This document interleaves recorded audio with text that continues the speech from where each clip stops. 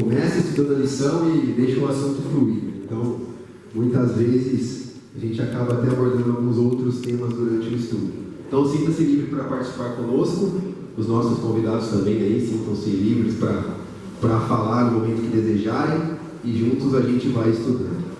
Então, a lição número 9, Jacó, o enganador. Sempre antes de começar a lição, eu acho que é muito importante nós entendermos e relembrarmos um pouco do que nós estudamos na semana anterior. Então, na semana anterior, nós falamos um pouco sobre os últimos momentos de Abraão. E nós vimos ali Abraão recebendo o filho da promessa, Deus pedindo para que ele sacrificasse aquele filho, e ele compreendendo de fato o que significava a promessa e a confiança em Deus, ele vai e oferece Isaac em sacrifício.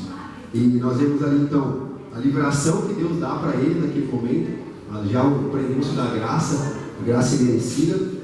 Depois nós vemos também a morte de Sara e a preocupação de Abraão em que Isaac casasse com uma mulher que fizesse com que a sua descendência continuasse nos caminhos de Deus. E agora nós vamos estudar sobre Jacó, o enganador. Antes de nós começarmos o estudo, gostaria de ler 3 versos com vocês para que a gente comece a compreender o que significava aqueles filhos para o próprio Abraão, aqueles netos para o próprio Abraão. O primeiro está lá em Gênesis 25, verso 7, que diz assim: Abraão viveu 175 anos. Então nós temos a idade de Abraão aqui. O segundo verso que eu gostaria de ler está lá em Gênesis, no capítulo 21, e o verso 5. Gênesis 21, verso 5. Estava ele com 100 anos de idade quando nasceu Isaac, seu filho. Então, se Abraão viveu 175 anos e ele teve Isaac com 100 anos, logo ele morreu quando Isaac tinha 75 anos. E o último verso, Gênesis 25 e o verso 26. O finalzinho do verso diz assim: tinha Isaac 60 anos de idade quando Rebeca deu à luz. Então, se Abraão viveu até os 75 anos de Isaac, e Isaac teve um filho, os 2 filhos na verdade, Jacó e Esaú, com 60 anos, então Jacó ele esteve na presença dos seus netos por 15 anos.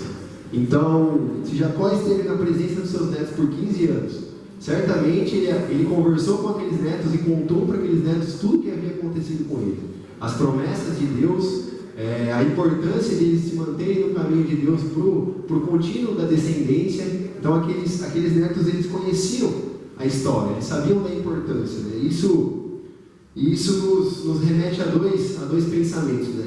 O primeiro é que na história de Isaac, Abraão reviveu o problema que ele teve sobre a infertilidade, né? Porque Isaac e Rebeca eles ficaram casados por 20 anos e Rebeca era estéril e eles não conseguiam ter filhos. Então Abraão ele relembra esse episódio da vida dele, na vida de seu filho. E o segundo ponto, como eu disse, né, certamente quando os gêmeos nascem, Abraão, que fica 15 anos junto com eles, conta para eles tudo o que havia acontecido e eles entendem então quais eram as provações de Deus, quais eram os livramentos de Deus e o que significava aquela descendência para eles. Então aí nós podemos já começar a falar um pouco sobre Jacó e Esaú. A lição ela já nos traz algumas evidências da personalidade desses 2 filhos de Jacó, de Isaac, né? E eu gostaria de pedir para alguém ler para a gente Gênesis capítulo 25, do verso 25 ao verso 27.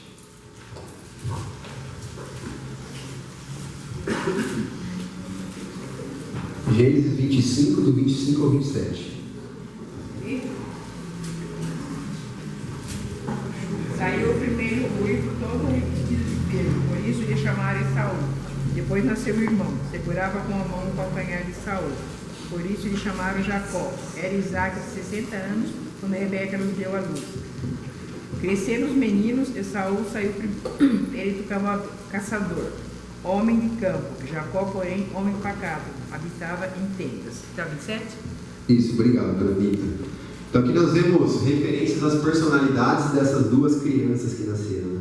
Em Esaú nós vemos que há uma ênfase sobre as suas características físicas. Então Esaú era um homem peludo, um homem caçador, um homem parrudão ali, né? Um homem bruto, né? Enquanto Jacó, nós temos ênfase em sua personalidade. Jacó era um homem calmo, era um pastor de ovelhas e vivia em suas tendas.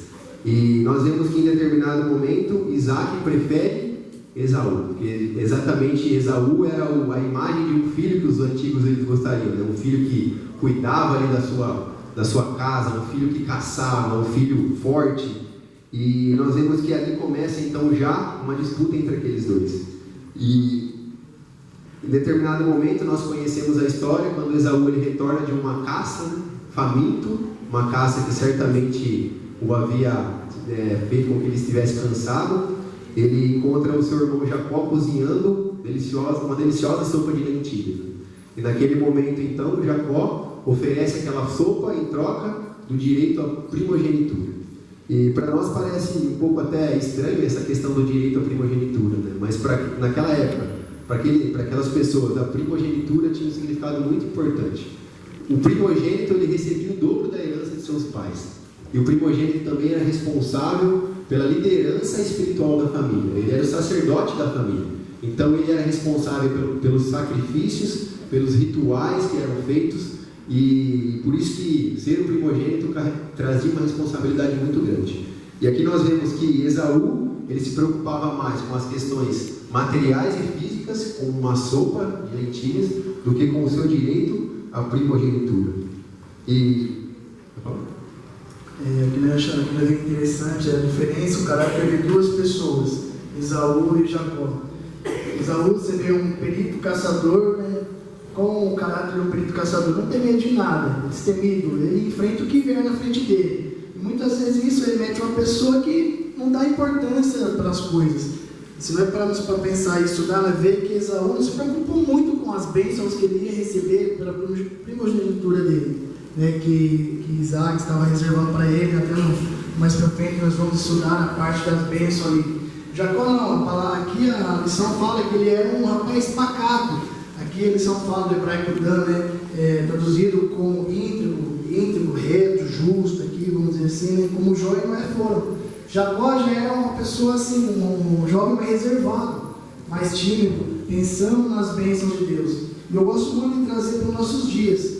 Muitas vezes nós focamos muito em Jacó, como enganador, enganou com um prato de comida, enganou porque se vestiu como irmão e foi lá e roubou a bênção do irmão mais velho assim, porque ele viveu. E muitas vezes nós somos também como Esaú. Temos bênçãos reservadas para a nossa vida, temos promessas de Deus reservadas para a nossa vida. Deus quer nos transformar em instrumentos para ser bênção na vida das pessoas. E muitas vezes com Esaú nós não damos importância. Vêm outras pessoas e muitas vezes nos enganam com promessas que muitas vezes aos nossos olhos são coisas melhores que as coisas de Deus. Então muitas vezes nós focamos muito em Jacó. Temos Jacó em nossa vida também, muito no nosso caráter, mas também temos de Esaú também. E é interessante nós analisarmos essa questão de Jacó, né? Porque Jacó, ele é um enganador, mas ao mesmo tempo ele é descrito como um homem íntegro e reto, assim como Noé e assim como Jó, né? na raiz do hebraico. E se nós pensarmos sobre Jacó ele engana o seu irmão e mais para frente ele engana também o seu pai. Jacó ele queria uma coisa boa, que era o direito à primogenitura, porque ele se importava com isso, ele queria ser o líder espiritual da sua família. Então, ao buscar uma coisa boa, ele age de uma maneira errada. E quantas vezes na nossa vida nós não fazemos a mesma coisa, né? Querendo algo bom, nós fazemos aquilo que nós não devemos fazer. Então essa é uma reflexão muito interessante para nós também, né? Muitas vezes nós queremos coisas boas, mas nós agimos de maneira contrária ao que Deus pede para que nós façamos. Nós não temos a paciência de esperar o momento correto. Aqui então, você vê a lição fala. Esaú, ele procurou naquele momento o prazer imediato, visível e físico, né? E não pensou na bênção futura. Tem até um verso, eu não lembro qual que é agora, mas está dentro do enredo dessa história, em que ele fala assim: eu estou a ponto de morrer de fome.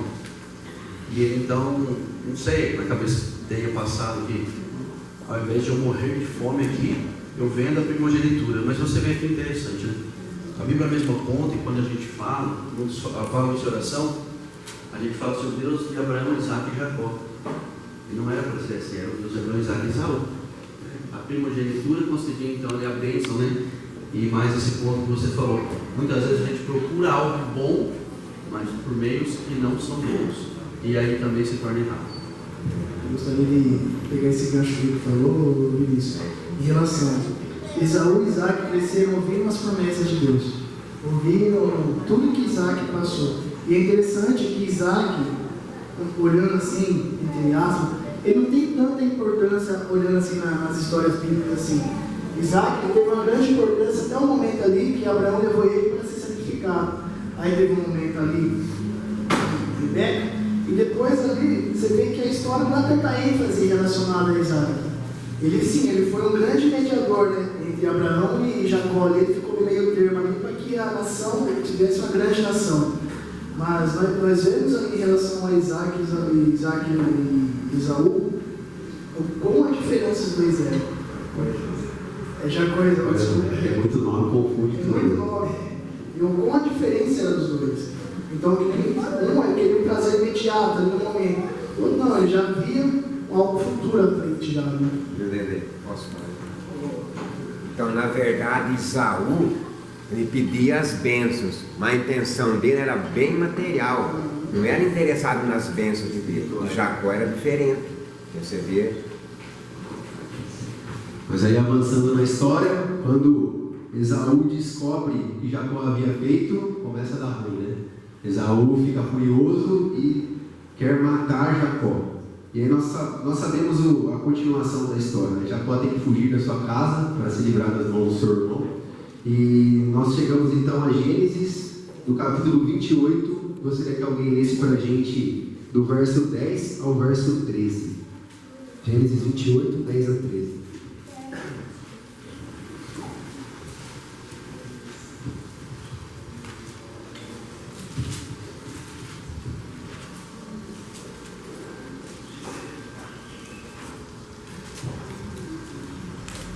Partiu Jacó de Bérseba e seguiu para Arã.